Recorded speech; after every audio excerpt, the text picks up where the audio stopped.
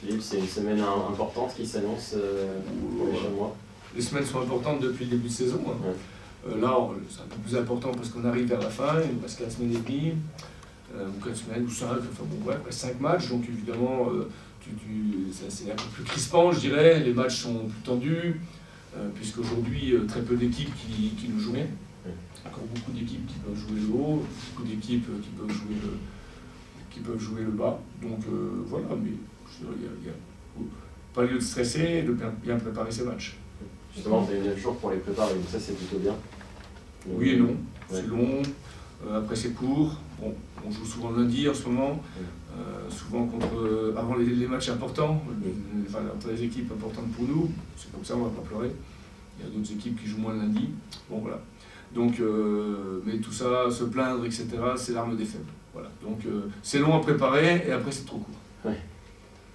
Comment on fait baisser cette pression justement pour pas trop que ça travaille dans les têtes? Mais on ne parle pas de ce qui va se passer, de ce qui peut se passer, on parle de ce qu'on est en train de faire chaque jour à l'entraînement.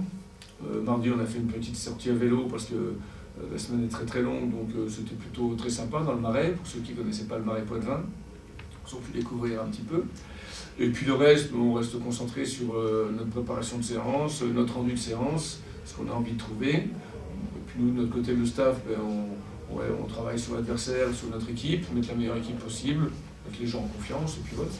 Tu parlais de rigueur aussi pendant la séance, c'est un peu le maître mot sur cette fin de saison, vous avez votre destin en main aussi? Mais un peu comme tout le monde, même très très haut niveau, de temps en temps, tu as des pertes de balles qui sont pas tolérables, parce que on fait geste superflu alors que tu as peut-être un joueur dans ton angle de jeu, on veut faire un truc trop compliqué dans une mauvaise zone. Quand je parle de rigueur, c'est ça, parce qu'aujourd'hui le ballon il est important. Donc quand tu regardes les buts que tu prends, à un moment donné tu vas perdre un ballon bêtement. Quand ça part du gardien adverse qui traverse tout le terrain en faisant 28 passes, bon, tu peux dire que tu as été battu au moins par l'adversaire, mais de temps en temps, c'est vraiment trop facilitant. Je vois là un ballon perdu par Belka en première mi-temps contre Gaulle, qui est suivi d'un carton jaune pour Bouékou, un coup franc dévié de justesse à côté, suivi d'un corner. En fait, tu te rends compte les conséquences sur un ballon perdu. Donc quand on peut faire mieux, faisons mieux. C'est juste ça, c'est ce que je veux dire, c'est la rigueur avec le ballon dans notre manière de le perdre, parce que tu as des grosses conséquences d'ailleurs. En face, il y aura une équipe en plus qui s'est bien exploitée, qui est quand même la 3e attaque du championnat, qui est une équipe dangereuse, on va dire. Oui, ils sont très dangereux, c'est une équipe de qualité qui a sauvé un peu sa peau au début de saison, qui a mis du temps à se mettre dedans, autrement je pense qu'il ne serait pas à ce rang, à cette place, au classement. Donc voilà, bon, c'est qu'on va avoir fort à faire. Ils ont devant, ça va très très vite, beaucoup de qualité dans le jeu combiné. Donc globalement, c'est une équipe qui est très très complète. Le match aller, ça a été aussi un match complet de votre part. Il y avait eu certes les 2 buts adverses, mais offensivement, il y avait eu énormément d'occasions créées, une grande efficacité. Je me souviens que voilà, on était. Oui, le score nous a un peu aidé aussi, c'est vrai. Et puis après, on a eu du coup pas mal de contre à jouer, ce qui est quand même un petit peu plus facile quand tu as de l'espace que quand tu n'en as pas pour toutes les équipes du monde, même pour Manchester City. C'est plus dur quand il n'y a pas d'espace. On l'a vu mercredi soir. Tu peux compter sur tout le monde pour ceux qui sont là. Enfin, évidemment, j'ai vu que Jean-Philippe n'était pas là, Kylian non plus. Voilà, Kylian, il revient de Cabreton, il est bien là. Ça sera juste pour le revoir d'ici la fin de saison. Ouais. Mais il sera en tout cas là au début de la suivante. Ça, c'est très intéressant. Et puis toujours Sidi qui est toujours out. Oui, je sais pas. On ne sait pas trop. Ouais, d'accord. Le reste, oui.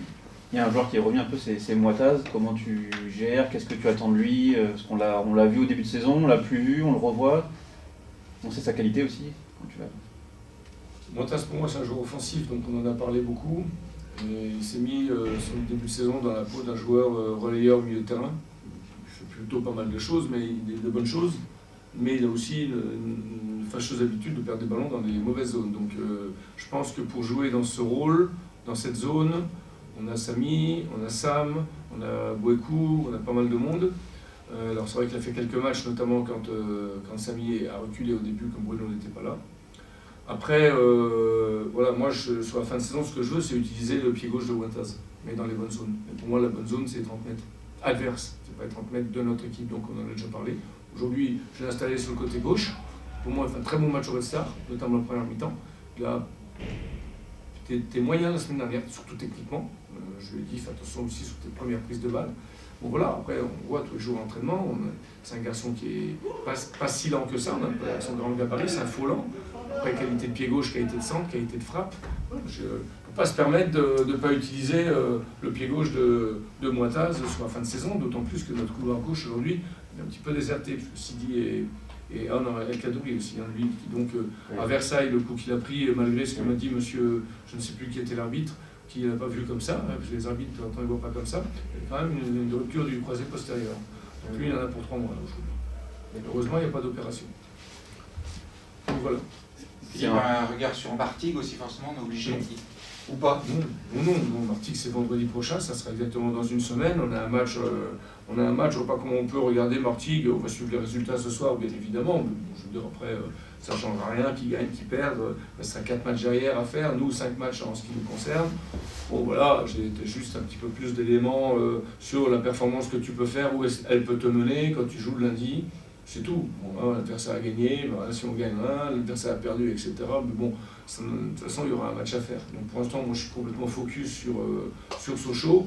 Et puis les 8 autres matchs qui vont se passer ce soir, on va suivre ça tranquillement. Je reviens sur le poste à gauche, c'est un poste aussi où tu auras beaucoup changé de joueur par la force des choses cette saison. Qu'est-ce que tu attends vraiment du joueur qui va jouer à ce poste-là? Tu parlais de Moitaz, mais plus globalement, on voit ce que Dylan peut faire à droite, tu cherches un petit peu aussi le pendant à gauche, ou c'est un peu différent? Alors, à gauche, on a toujours joué, je dirais, un joueur plus rapide, entre guillemets, que Dylan, qui est plus un arrière latéral type. On a joué avec un latéral type à droite qui est Dylan, qui joue un latéral avancé globalement. Et puis, quand tu joues avec Sidi Cissé ou Bilal à gauche, c'est carrément des ailiers, quoi. Enfin, c'est des attaquants. Donc, c'est pas du tout le même. Bon, après, la différence entre Bilal et Sidi, c'est que Bilal peut courir longtemps, ce qui n'est pas le cas de Sidi. C'est un garçon qui est extrême, qui est uniquement sur la vitesse. Voilà, mais on a vu Sidi aussi quand il a fait quelques matchs, je pense à Villefranche, je pense ici Sochaux justement, il fait mal, quand il arrive à prendre l'espace, il fait mal. Donc voilà, donc là aujourd'hui c'est quelque chose de différent, on a Moitaz qui a aussi capacité à courir longtemps, aller assez vite aussi, surtout une qualité de pied gauche, moi ce qui m'intéresse c'est ça. Donc quelqu'un qui peut attaquer, qui peut défendre quand même, donner un coup de main à Quentin, et puis qui peut nous amener des ballons. Tactiquement, il est peut-être aussi un peu plus complet par son vécu que Sidi ou Bilal. Bilal. Oui, il est plus mûr que les autres. Et puis, je pense qu'il est content de rejouer surtout, parce que bon, après Moitaz, c'est vrai qu'il y a eu des discussions sur son départ au mois de juillet-août. Bon, voilà, donc il n'était pas trop avec nous. Après au mois de janvier, ça a un peu recommencé. Tout ça, moi, je regarde et à un moment donné, quand les gens ils sont sur le départ, ils ne jouent pas pour toi, c'est tout. À partir du moment où ils sont là, et s'il est meilleur que les autres, ou s'il mérite de jouer, ils jouent. Parler justement de ces fins de saison avec ces matchs-là qui sont un peu plus crispants. J'imagine que tu t'appuies peut-être encore plus sur tes joueurs d'expérience, puis il n'y en a pas beaucoup dans l'effectif, mais ils sont, voilà, notamment Quentin qui a connu des montées, ce genre de choses. Est-ce que tu leur demandes de prendre un peu plus la parole je pense qu'au fil des semaines, ils le font un peu plus naturellement, et puis après prendre la parole tout le temps, c'est chiant aussi, toi, faut pas saouler, ils le savent. Je pense que si on avait eu Bruno, le match de Samy, c'est pas tellement Samy a fait un bon match au Red Star, mais je pense que si on avait eu Bruno au Red Star, je pense pas qu'on perde ce match, parce que peut-être que voilà, on aurait trouvé un peu plus de calme, plus d'aplomb. C'est vrai qu'on a une équipe très très jeune qui de temps en temps peut manquer de maturité, qui manque de maturité en certaines circonstances. Voilà, on le voit même quand on mène à 0 2-0 de temps en temps. Puisque bon, du compte, à Versailles tu menais, t'as fait nul, à Red Star tu menais à la mi-temps, je parle déjà, t'as